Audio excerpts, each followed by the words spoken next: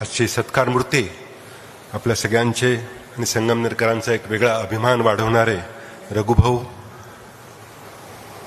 माननीय नामदार साहेब, आमदार साहेब, आदरणीय व्यासपीठ आणि उपस्थित सर्व श्रोतेवर्ग. टाकीचे घाव सोचल्याशिवाय देवपण येत नाही अशी म्हण आपण कायम ऐकतो आणि त्याचं मूर्तिमंत उदाहरण म्हणजे रघुभाऊ आहेत.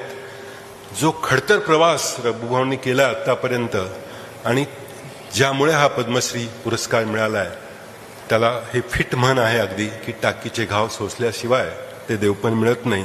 हा पुरस्कार सहजासहजी मिळत नाही.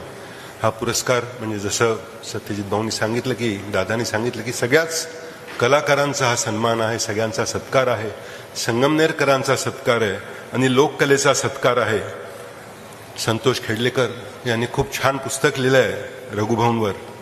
तसं संतोषने माझ्यावर एक पुस्तक लिहिलं आहे.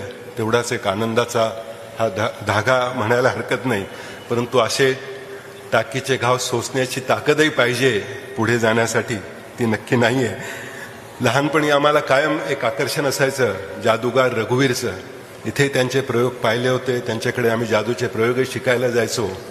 पण आज या लोककलेचा जादूगार आणि त्याला हा मिळालेला सन्मान हा निश्चित आपल्या सगळ्यांसाठी अभिमानाचा आहे.